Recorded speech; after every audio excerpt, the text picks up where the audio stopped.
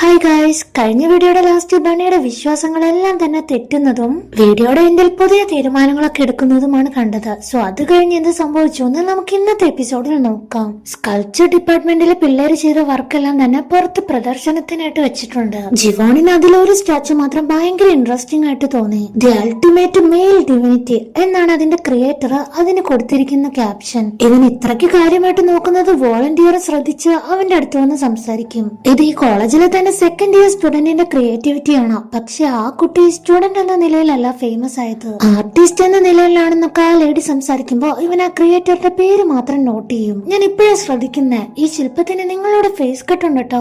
അവൻ അപ്പൊ തന്നെ ചിരി വരും, ചിരിക്കുമ്പോ ശരിക്കും തോന്നുന്നുണ്ട് എന്നൊക്കെ കോംപ്ലിമെന്റ് കൊടുത്താൽ ലേഡി ഒന്ന് തിരിഞ്ഞതാണ്. അതേ തൊട്ട് ബാക്കിലായിട്ട് ഇയോള് അവന് ശില്പത്തെ കാര്യമായിട്ട് നോക്കിക്കൊണ്ടിരിക്കുകയാണ്. അടിമുടി നോക്കുന്നുണ്ട്. ജിവോണിനെ ഇതുപോലെ തന്നെ സെയിം. അപ്പൊ അവൻ ഇച്ചിരി സ്റ്റൈലായിട്ട് ഹെയർ ഒക്കെ ഒന്ന് ഒതുക്കി കുറച്ച് ഡിമാൻഡ് ഇട്ട് നിൽക്കുകയാണ്. അത് കാണുമ്പോ തന്നെ ഇവനൊരു അൾട്ടിമേറ്റ് പുച്ഛം ഇട്ട് കൊടുക്കും. അതോടെ ജിവോണിന്റെ ആ ഒരു കോൺഫിഡൻസ് ഉണ്ടല്ലോ അതങ്ങ് പോയി കിട്ടി. അത് ആലോചിച്ചുകൊണ്ട് തന്നെയാണ് അവനും വരുന്നത്. ഇവനിത് എന്തിന്റെ കേടായിരുന്നു? അത്രയ്ക്ക് പുച്ഛമൊക്കെ ഇടേണ്ട കാര്യമുണ്ടോ?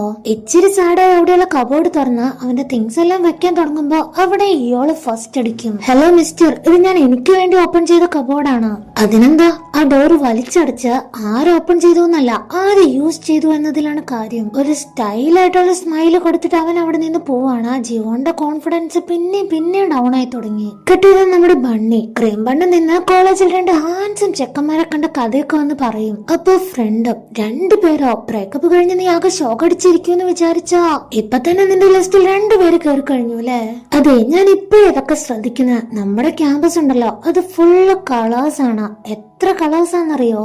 എവിടെ തിരിഞ്ഞാലും കളേഴ്സാ. ശേ, എനിക്ക് മാത്രം എന്താ ഒന്നിനെ കിട്ടുന്നില്ലല്ലോ എന്ന് പറഞ്ഞ ഈ ഫ്രണ്ട് ആണെങ്കിൽ ഷോക്കാവും. ഇവിടെ ഇയോളിനും ടീംസിനും ഒരു പ്രോജക്ട് വർക്കുണ്ട്. അവരെല്ലാവരും കഷ്ടപ്പെട്ടിരുന്ന് വർക്ക് ചെയ്യുവാണ്. ഒരുപാട് ശ്രദ്ധിച്ച് ഓരോ വിഷ്വൽസും കട്ട് ചെയ്ത് എഡിറ്റ് ചെയ്ത് അങ്ങനെ വിഷ്വൽ പ്രസന്റേഷൻ ആണ്.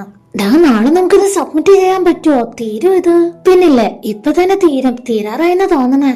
ഭാഗ്യം, ഇത് സബ്മിറ്റ് ആയിട്ട് വേണം നമുക്ക് സ്റ്റുഡിയോയ്ക്ക് വേണ്ടി ഒരു റൂം ഒക്കെ ചോദിക്കാൻ. അത് മാത്രല്ല, ഈ പ്രൊജക്ടിന് ഫസ്റ്റ് പ്രൈസ് ആണ് കിട്ടുന്നെങ്കിൽ കുറെ ബെനിഫിറ്റ്സ് തരാന്ന് പറഞ്ഞിട്ടുണ്ട്. ആ ഒരു കാര്യം പ്രതീക്ഷിച്ചുകൊണ്ട് തന്നെ ഞാൻ എന്റെ ഡേ ആൻഡ് നൈറ്റ് ഉറക്കം പോലും കളഞ്ഞിട്ടാണ് ഈ വർക്ക് ഫിനിഷ് ചെയ്യുന്നത്. എത്ര ദിവസമായി ഞാൻ ഇതിനു വേണ്ടി കഷ്ടപ്പെടുന്നു എന്നറിയോ? ഉറങ്ങിയിട്ട് തന്നെ ദിവസങ്ങളായി. ഇവനാണെങ്കിൽ കുറെ ഫാൻസ് ഒക്കെ ഉണ്ട് ആ കോളേജിൽ. ആ ടൈമിൽ തന്നെ കുറെ ചോക്ലേറ്റ്സ് ആയിട്ട് രണ്ട് ഗേൾസ് വന്ന് ഇവനെ ഇംപ്രസ് ചെയ്യാൻ നോക്കുകയാണ്. അവന്റെ ഒരു സ്മൈല് അല്ലെങ്കിൽ ഒരു താങ്ക്സ് കിട്ടിയാൽ തന്നെ മതി ഇവർക്ക്. ഇവര് ഹാപ്പിയാണ്. ഇത് കണ്ടോണ്ട് വരുന്ന മറ്റു ഫ്രണ്ട്സ് നോക്കിയിരിക്കോ, അവരും കമന്റ് അടിക്കും. ഇതുപോലെ ഗേൾസിന്റെ മനസ്സറിഞ്ഞ പേഴ്സൺ വേറെ ഉണ്ടാവില്ല. എത്ര ഹൃദയം നിനക്ക് വേണ്ടി തുടിക്കുന്നേ. മതി നിർത്തിക്കേ, എവിടെ കിടന്ന് അലക്കാതെ വേണമെങ്കിൽ ഈ ചോക്ലേറ്റ്സ് എടുത്ത് മാറിപ്പോക്കോ. ഇയോള് നൈസായിട്ട് അവര് ഗെറ്റ് ഔട്ട് അടിച്ചതാണ്. പക്ഷെ ചോക്ലേറ്റ് കിട്ടിയപ്പോ അവര് ഹാപ്പി. അങ്ങനെ വർക്കെല്ലാം തന്നെ ഫിനിഷ് ആക്കി ഫ്രണ്ട്സിന്റെ കൂടെ ആ ഒരു സന്തോഷത്തിൽ പുറത്തേക്ക് ഇറങ്ങുമ്പോ ഓപ്പോസിറ്റ് ആയിട്ട് നമ്മുടെ ബണ്ണിയും വരുന്നുണ്ട്. ബണ്ണി അവനെ നോട്ട് ചെയ്തു. അവളോട് തന്നെ ഇങ്ങനെ കമന്റ് അടിച്ച് സംസാരിക്കുകയാണ്. ഇവന് കണ്ട അന്നത്തെ ഡേ കുട്ടായിരിക്കും. എത്ര റീഫ്രഷിംഗ് ബ്യൂട്ടിയാണ് ഇവന്. ഇയാളുടെ ഫ്രണ്ട്സ് ആണെങ്കിൽ അവന് ചോക്ലേറ്റ് വേണോന്ന് ചോദിച്ച് പിടിച്ച് നിർത്തി തീറ്റിപ്പിക്കാൻ നോക്കുകയാണ്. അപ്പൊ സ്റ്റെപ്പിൽ നിന്ന് ചെറുതായിട്ട് കാലൊന്ന് സ്ലിപ്പ് ആവുന്നുണ്ട്. ഇവന്റെ കയ്യിലാണ് ഇപ്പൊ ആ പ്രോജക്ടിന്റെ ടാബ്. ചെക്കൻ വീഴാൻ പോകുന്നത് കാണുമ്പോ ബണ്ണി ഓടിപ്പോയി ഹെൽപ്പ് ചെയ്യാൻ നോക്കിയതാണ്. പക്ഷെ അതിനു മുന്നേ തന്നെ അവൻ സേഫ് ആയിരുന്നു. അതിന്റെ ഇടയിൽ കൂടെ ഇവൾ ഓടി വന്ന ഫോഴ്സിൽ അവനെ ഒരു തള്ളും വെച്ച് കൊടുക്കുമ്പോ കയ്യിലുണ്ടായിരുന്ന ആ ടാബ് ഉണ്ടല്ലോ അത് തെറിച്ചു പോയി താഴെ വീണു. ഒരു മാസത്തെ അധ്വാനം നശിപ്പിച്ചു. നീ ഓക്കെ അല്ലേ? നിനക്കൊന്നും പറ്റില്ലല്ലോ? ഞാൻ അങ്ങ് പേടിച്ചു പോയി. ആകെ അവിടെ ബണ്ണി മാത്രമേ സന്തോഷിക്കുന്നുള്ളൂ. അവന്മാരൊക്കെയാണെങ്കിൽ ആ ടാബ് നോക്കി പ്രേ ചെയ്താണ് നിൽക്കുന്നത്. ടാബ് പൊട്ടല്ലേ എന്ന് പറഞ്ഞെടുത്ത് നോക്കിയാ ഡിസ്പ്ലേ മൊത്തത്തിൽ അടിച്ചുപോയി. അയ്യോ, ഇയോളെന്ന് ആദ്യമായിട്ട് കരഞ്ഞാൻ. അത്രയ്ക്ക് വിഷമായ ചെക്കന്. ഞങ്ങളുടെ ചോര നീര് ഒരു വർഷത്തെ അധ്വാനം വേർപാടിയത്. ബണ്ണി നൈസായിട്ട് സോറി പറയാണ്. ഞാൻ നിനക്കൊന്നും വരാതിരിക്കാൻ വേണ്ടിട്ടാ. അപ്പൊ ഇയാളാണെങ്കിൽ ഇതിനേക്കാൾ കൂടുതൽ ഇനി എന്ത് വരാനാ എന്നർത്ഥത്തിൽ ഒരു നോട്ടം നോക്കും. സോറി, ഇനി ഞാൻ ചത്താ പോലും ആരെ രക്ഷിക്കാൻ നോക്കില്ല. അതൊക്കെ പോട്ടെ, എന്റെ ടാബിന്റെ കാര്യം പറ. എത്ര ക്യാഷാവും? ഞാൻ പുതിയത് വാങ്ങി തരാന്ന് പറഞ്ഞു പേഴ്സ് തുറന്നു നോക്കി. അല്ലെങ്കിൽ ഞാൻ ഇൻസ്റ്റാൾമെന്റ് ആയിട്ട് മന്തില് തന്നാ മതിയോ? കാശില്ല സത്യം പറഞ്ഞ. $2000 ആവും. എക്സ്പെൻസീവ് ആണ്. ശരിക്കും സോറി പറഞ്ഞ ഉടനെ തടി തപ്പാം. അല്ലെങ്കിൽ ഈ കേസ് എന്റെ തലയിലാവും. നൈസായിട്ട് എഴുന്നേറ്റ് മുങ്ങാൻ നോക്കിയാ ഇവൾ കളിപ്പായിട്ട് എഴുന്നേറ്റ് വന്ന് അവളുടെ കയ്യിൽ കയറി പിടിക്കും. ആദ്യം ഇവള് ശരിക്കും പേടിച്ചുപോയി. പാവം. നിന്റെ ഫോൺ നമ്പർ തന്നിട്ട് നീ പോയാ മതി. പെട്ടു. ആ വിഷമത്തിലാണ് അന്നത്തെ ഫ്രഷേഴ്സ് പാർട്ടിക്ക് പോകുന്നത്. ഫ്രണ്ട്സ് എല്ലാവരും അവിടെ തന്നെ തന്നെയുണ്ട്. ഇവളാണെങ്കിൽ വിഷമം വന്നാലും ഡ്രിങ്ക്സ് അടിക്കും. ഇനി അവിടെ വരുന്നവർക്കൊക്കെ ബ്രേക്കപ്പിനെ കുറിച്ച് മാത്രമേ ചോദിക്കാനേ നേരമുള്ളൂ. എല്ലാവരും ഇങ്ങനെ വന്ന് ചോദിക്കുമ്പോ അവൾ ആലോചിച്ച് നോക്കും, ശരിയാ, എന്നെ വളയ്ക്കാൻ ആർക്ക് വേണേലും പറ്റും, ഞാൻ ഭയങ്കര സിമ്പിൾ ആയി പോയി, അതുകൊണ്ടല്ല ഞാൻ അവനെ പോലെ ഒരു പേഴ്സണ് പോലും വളഞ്ഞത്. അതൊരു സങ്കടം മാത്രം. ഒരാളെ സഹായിക്കാൻ പോയി വലിയ കടക്കണിയിൽ വീണത് വേറൊരു സങ്കടം. ഇതിനിടയ്ക്ക് ഒരാളോട് അങ്ങോട്ട് വരുമ്പോ ഗേൾസ് ഒക്കെ ഭയങ്കരമായിട്ട് സർപ്രൈസ് ആവും. അത് വേറെ ആരും അല്ല, നമ്മുടെ ജീവൻ. ബണ്ണി ആലോചിക്കുകയാണ്, ഇവനെ കാണുമ്പോഴാണ് ലൈഫ് തന്നെ എത്ര ബ്യൂട്ടിഫുൾ ആണെന്ന് തോന്നുന്നത്. വാ നീ എപ്പോഴാ വന്നിരിക്കുക. ഇവളാണെങ്കിൽ അവനായിട്ട് വളരെയധികം ഫ്രണ്ട്ലി ആയിട്ടാണ് സംസാരിക്കുന്നത്. അതെല്ലാം നോട്ട് ചെയ്ത് ഫ്രണ്ട്സും ചോദിക്കുകയാണ്, ബണ്ണി നിനക്ക് എങ്ങനെയാ ചെയർമാന്റെ പേരക്കുട്ടിയെ അറിയാ? ആക്ച്വലി അവിടെ ഉള്ളവരൊക്കെ വണ്ടർ ആയതും സർപ്രൈസ് ആയതും ഇവൻ ചെയർമാന്റെ ഗ്രാൻഡ് സൺ ആയതുകൊണ്ട് മാത്രാണ്. എന്താ നീ പറഞ്ഞേ? ചാവോസ് ഗ്രൂപ്പിന്റെ ഓണറാണോ ഇവൻ? ഇപ്പൊ ജിയോൺ അവന്റെ സെൽഫ് തന്നെ ഇൻട്രോഡ്യൂസ് ചെയ്യുമ്പോഴാണ് ഇവള് ശരിക്കും ഷോക്ക് ആവുന്നത്. അത് ശരിക്കും ഇവൻ ചെയർമാന്റെ മോൻ തന്നെയാണ്. ഇവിടെ വിഷ്വൽ ഡിപ്പാർട്ട്മെന്റ് ഉണ്ടല്ലോ, അവരുടെയും ഫ്രഷേഴ്സ് പാർട്ടി നടക്കുകയാണ്. ടീംമേറ്റ്സ് എല്ലാം വന്നോ, കൂടെ ഇയോളും. എന്താ നമ്മൾ ഓർഡർ ചെയ്യേണ്ടത് എന്നൊക്കെ ചോദിക്കുമ്പോ ആക്ച്വലി ആ ടാവ് പൊട്ടിയതിന്റെ നല്ല കലിപ്പിലിരിക്കുകയാണ് ഇയോള്. അതുകൊണ്ട് ഒത്തിരി ചൊറിയാൻ ചെന്ന അവൻ ചിലപ്പോ കേറി മാന്തോ. സോ നമ്മളാണ് ശ്രദ്ധിക്കണം എന്ന് പറഞ്ഞ ഷിങ്ങിന്റെ അടുത്ത് പറയും.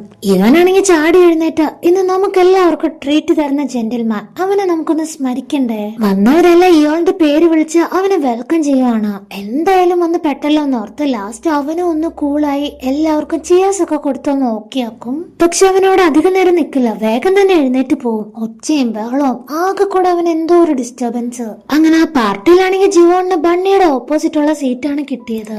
നിങ്ങളുടെ ഫ്രണ്ടിലിരിക്കുന്നവരാണ് ഈ വർഷത്തെ നിങ്ങളുടെ ഇയറിലെ പാർട്ട്ണർ ആവുക. എല്ലാവരും പരിചയപ്പെടാൻ പറയുമ്പോ ജിവാണാണെങ്കിൽ ബണ്ണിയെ നൈസ് ആയിട്ടിട്ട് കളിയാക്കും. എന്റെ സീനിയർക്ക് ഞാനൊരു ഗ്ലാസ് ഡ്രിങ്ക്സ് ഒഴിച്ചു തന്നാലോ?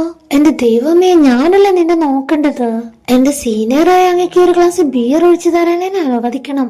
അപേക്ഷയാണെന്നൊക്കെ പറഞ്ഞ് അവൻ ഭയങ്കരമായിട്ട് കളിയാക്കും. അപ്പൊ അവള് ചെറുതായിട്ട് പിണങ്ങിയതുപോലെ, നീ എത്രയോ റിച്ച് ആയിട്ടുള്ള പേഴ്സൺ, ചെയർമാന്റെ കൊച്ചുമോന്റെ മുന്നിലിരിക്കാനൊന്നും നമ്മളായിട്ടില്ലേ?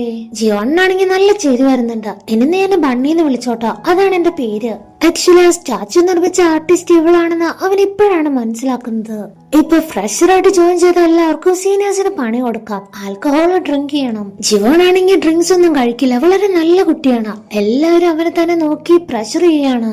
വേണോ അതോ വേണ്ടയോ എന്നിങ്ങനെ ഡ്രിങ്ക്സ് നോക്കി അവൻ ഇരിക്കുന്നത് കാണുമ്പോഴേ നമ്മുടെ ബണ്ണിക്ക് കാര്യം മനസ്സിലാവും. അവന്റെ ഡ്രിങ്ക്സ് വാങ്ങിച്ചെടുത്ത് ഞാൻ പകുതി കുടിക്കാം, എന്താന്ന് വെച്ചാ ഞാനല്ല സീനിയർ, അപ്പൊ ഞാൻ തുടങ്ങി വെക്കാം. അവളത് വാങ്ങി മൊത്തം കുടിക്കും. എല്ലാവരും ക്ലാപ്പ് ഒക്കെ ചെയ്യുവാണ്. പാർട്ടി കഴിഞ്ഞിറങ്ങി വരുമ്പോ ജിവോണും, നീ ഓക്കെ അല്ലേ? എനിക്ക് വേണ്ടി ആ ഡ്രിങ്ക്സ് എടുത്ത് കഴിച്ചെന്ന് മനസ്സിലായി, എന്തായാലും താങ്ക്സ് ഉണ്ട്, നീ ശരിക്കും ഒരു ലൈഫ് സേവർ തന്നെ. അങ്ങനെയൊന്നുമില്ല, ഇതൊക്കെ ഒരു ഫേവറായിട്ട് മാത്രം കണ്ടാ മതി. അങ്ങനെയാണെങ്കിൽ നിനക്ക് എന്തെങ്കിലും വിഷ് ഉണ്ടെങ്കിൽ പറ, ഞാൻ അതിനെ റീപേ ആയിട്ട് ചെയ്യാം. അയ്യോ അതൊന്നും വേണ്ട, നീ എനിക്ക് എന്തെങ്കിലും തിരിച്ചു ചെയ്യണമെന്ന് ഒരു നിർബന്ധമില്ല, കാരണം ഞാൻ എന്റെ ഇഷ്ടത്തിന് ചെയ്തതല്ലേ. ശരി, എന്നാ ഒരു കാര്യം ചെയ്യാം, നാളെ നീ ഫ്രീ ആണോ? നീ ഒന്ന് പറഞ്ഞില്ലേ ഒരു സ്പെഷ്യൽ മീലിനെ പറ്റി, നമുക്കത് കഴിക്കാൻ പോയാലോ? അത് ബണ്ണിക്കും ഇഷ്ടായി. ഓക്കെ, രണ്ടുപേരും ഡീലായിട്ട് കൈ കൊടുക്കുമ്പോ പോലും അവൾ എന്തോ ഒരു ട്രിക്ക് കാണിച്ച അവനെ എപ്പോഴും ചിരിപ്പിക്കും. അങ്ങനെ ബോറടിച്ച് ഇയോളാണെങ്കിൽ പുറത്തോട്ടൊന്ന് ഇറങ്ങിയതാണ്. അപ്പൊ ബണ്ണിയാണെങ്കിൽ അവളുടെ ഫ്രണ്ട്സിന്റെ കൂടെ അവിടെ ഡ്രിങ്ക്സ് എല്ലാം കഴിച്ച് ഭയങ്കര ഹാപ്പി ആയിട്ട് എൻജോയ് ചെയ്ത് ചിരിച്ചു കളിച്ചിരിക്കുന്നു. എന്റെ ഒരു മാസത്തെ അധ്വാനം തകർത്തിട്ട് അവളോട് ഒന്ന് സെലിബ്രേറ്റ് ചെയ്യാണല്ലേ. അവൻ കളിപ്പായിട്ട് അവളെ തന്നെ നോക്കിക്കൊണ്ടിരിക്കുമ്പോ ബണ്ണി കുറച്ച് ഫിറ്റ് ആണ്. അവനെ നോക്കി കൈ ചൂണ്ടാണ്, നീ നിക്ക്, നിനക്ക് ഞാൻ വെച്ചിട്ടുണ്ട്, നീ പോവല്ലേ. അവള് വെച്ചിങ്ങനെ അടുത്തേക്ക് വരുമ്പോഴേ ചെക്കൻ പിന്നിലോട്ട് മാറിക്കൊടുക്കും. എന്താ നിനക്ക്, എന്താ നിന്റെ ഉദ്ദേശം? ആദ്യം നീ ഒന്ന് സ്റ്റഡി ആയിട്ട് നിന്നേ. അവളാണെങ്കി ഇപ്പൊ ബോധം പോലും ഇല്ലാതെ, നിന്റെ ഐസ്, നിന്റെ ടോക്ക്, എനിക്കിതൊക്കെ കേൾക്കുമ്പോ എത്ര ചില്ല് ഫീൽ ആണെന്നറിയോ? അങ്ങനെ നിന്നെ കണ്ടോണ്ടിരുന്ന എന്നോട് നീ കലിപ്പായി, വഴക്ക് പറഞ്ഞു, നീ റൂഡാണ്, ഭയങ്കര റൂഡ് പേഴ്സൺ ആണ്. അവന് ഞെട്ടി, റൂഡോ? ഞാനോ? എപ്പോ? നീ പറഞ്ഞില്ലേ നിനക്ക് പുതിയ ടാബ് തന്നെ മേടിച്ചു തരണമെന്ന്, നിനക്കത് വേണ്ടെന്ന് പറയാറുന്നില്ലേ? എന്നിട്ട് കുറച്ചുകൂടെ അവന്റെ അടുത്തേക്ക് വന്ന് അവന്റെ രണ്ട് കവിളിലിങ്ങനെ മുറുക്കി ചേർത്ത് പിടിക്കുകയാണ്. അവന് ലൈറ്റായിട്ട് പെയിൻ എടുക്കുന്നുണ്ട്, എന്തോ പോലെ. വിടടി, എടി വിടാൻ.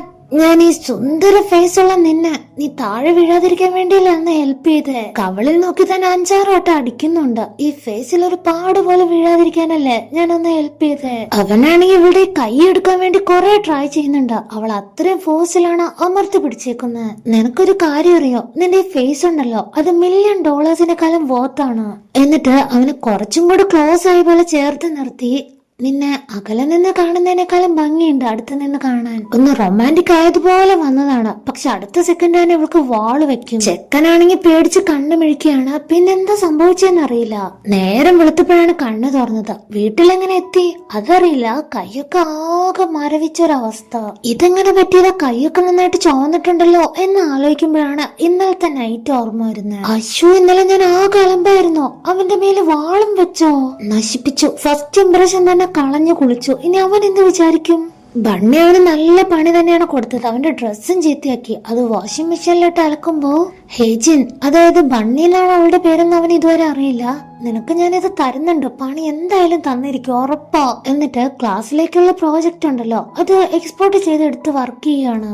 സമയം 10 അവള് കിക്ക് മാറാതെ കോളേജിലോട്ട് വരുമ്പോ ഒരു സൗണ്ട് കേൾക്കാം. ഹേജിൻ നോക്കുമ്പോ ഏതൊരു മതിലിന്റെ സൈഡിലായിട്ട് നമ്മുടെ ഇയോള്. എന്റെ ദൈവമേ, നീ പിന്നെയും വന്നോ? ഇവനാണെങ്കിൽ ഇവളുടെ അടുത്തേക്ക് വരുമ്പോ ഇവൾക്കാണെങ്കിൽ ടെൻഷൻ ഇങ്ങനെ കൂടി കൂടി വരുവാണ്. മേ ബി ഞാൻ ഇന്ന് തന്നെ എന്റെ സ്കൂള് മാറേണ്ടി വരുന്ന തോന്നുന്നത്. 1 സ്റ്റെപ്പ് 2 സ്റ്റെപ്പ് 3 സ്റ്റെപ്പ് അവൻ വെച്ചപ്പോഴേക്കും ബണ്ണിയാണെങ്കിൽ പേടിച്ച് ഒരൊറ്റ ഓട്ടം വെച്ച് കൊടുക്കും. എന്റെ അമ്മ രാക്ഷസൻ. അവൾ എത്ര ഓടുന്നോ അതിന്റെ പിന്നാലെ തന്നെ അവനും ഓടും. ഓടി ഓടി ഇപ്പൊ കോളേജ് എത്തി കോറിഡോർ വഴിയാണ് ഓടുന്നത്. അപ്പൊ ഇവന് കുറെ ഗേൾസ് വന്ന് പൊതിയാണ്. ഓൾറെഡി തന്നെ അവന് കുറെ ഫാൻ ബേസ് ഉണ്ട്. നിന്റെ പേരെന്താ ഹാൻസം, ഏത് ഡിപ്പാർട്ട്മെന്റിലാ എന്നൊക്കെ ചോദിച്ചോണ്ട് വരും. ഇവൻ സ്റ്റോപ്പ് ആയല്ലോ. അപ്പൊ ബണ്ണിയും കുറച്ചു നേരം റെസ്റ്റ് എടുക്കാൻ സ്റ്റോപ്പ് ആവും. അപ്പൊ അവിടെ നിന്ന് ഉറക്കത്തിൽ സംസാരിക്കാണ്. എടി നിക്ക, നമുക്ക് സംസാരിക്കാം. ബണ്ണി ആശ്വാസത്തോടെ സംസാരിക്കാനാണോ എന്ന അർത്ഥത്തിൽ ഒരു നെടുവേർപ്പിട്ട് വീണ്ടും ഒരൊറ്റ ഓട്ടം. പിന്നെ ഒരുവിധ എസ്കേപ്പ് ആയി. എങ്ങോട്ട് ഓടണം എന്നറിയാതെ ഒരു സ്ട്രീറ്റ് ഫെസ്റ്റിവൽ നടക്കുന്ന സ്ഥലം, അവിടേക്കാണ് ഓടിക്കേറുന്നത്. ഈ ഒരു സ്ഥലത്ത് തന്നെയാണ് നമ്മുടെ ഇയാളുടെ ഫ്രണ്ട്സും ഉള്ളത്. അവരവിടെ എന്തോ ഡ്രോണൊക്കെ പറത്തി കളിക്കുകയാണ്. ഇവൻ ഇപ്പൊ ബണ്ണിയുടെ തൊട്ടടുത്താണ് എത്തി നിൽക്കുന്നത്. ഇനി ഓടാൻ സ്പേസ് ഇല്ല. ഒരു വഴി കിട്ടാതെ എങ്ങോട്ട് ഓടുന്ന ആലോചിച്ച് നിൽക്കുമ്പോഴാണ് ദേ നിൽക്കുന്നു നമ്മുടെ ജീവൻ. ഓടി അവന്റെ ബാക്കിൽ ചെന്ന് ഒളിച്ച് നിൽക്കുവാണ്. നീ മര്യാദക്ക് പുറത്തേക്ക് വന്നോ, അതാ നിനക്ക് നല്ലത്. കുറച്ചു നേരം ഇവൻ വെയിറ്റ് ചെയ്ത് നോക്കി. ഇവള് വിളിച്ചിട്ട് വരാതായപ്പോ ഇവനായിട്ട് ചെന്ന് പിടിച്ചു വലിച്ച് ഇറക്കാൻ നോക്കാണ്. ഇതിനിടയ്ക്ക് നമ്മുടെ ഫ്രണ്ട്സ് പറത്തിയ ഡ്രോൺ ഉണ്ടല്ലോ, അത് കംപ്ലൈന്റ് ആയി നേരെ ചെന്ന് വീഴുന്നത് നമ്മുടെ ഇയാളുടെ അടുത്ത്. അടുത്ത സെക്കൻഡ് അവൻ സ്കിപ്പായി. പിന്നെ ജീവോണും ഒഴിഞ്ഞു മാറിക്കൊടുത്തു. ബണ്ണിയുടെ നേരെയാണ് ഇപ്പൊ വന്നോണ്ടിരിക്കുക. അവള് സ്കിപ്പ് അടിക്കാൻ വേണ്ടി മാറിയപ്പോ നമ്മുടെ ഇയോളുണ്ടല്ലോ, അവന്റെ കോളറിലും പിടിച്ചു വലിച്ച് അവനെ വലിച്ച് താഴേക്കിടും. രണ്ടുപേരും ഫേസ് ടു ഫേസ്. ഇതിനിടയ്ക്ക് ആ ബലൂൺ ഉണ്ടല്ലോ ഡെക്കറേഷൻ വെച്ചത്, അതും പൊട്ടി ഇവരുടെ മേളിലേക്കും വീഴും. ആകെ മൊത്തൊരു കപ്പിൾ വൈബ്, റൊമാൻറ്റിക് ഫീല്. എപ്പോഴോ പറഞ്ഞ ചെറിയ ബ്ലസം വരുമ്പോഴുള്ള ഒരു ഫീൽ ഉണ്ടല്ലോ, അടിവയറ്റില് മഞ്ഞ് പെയ്യുന്ന പോലെ ഒരു സുഖം. അതാണ് ഇപ്പൊ ബണ്ണി എക്സ്പ്ലോർ ചെയ്യുന്നത്.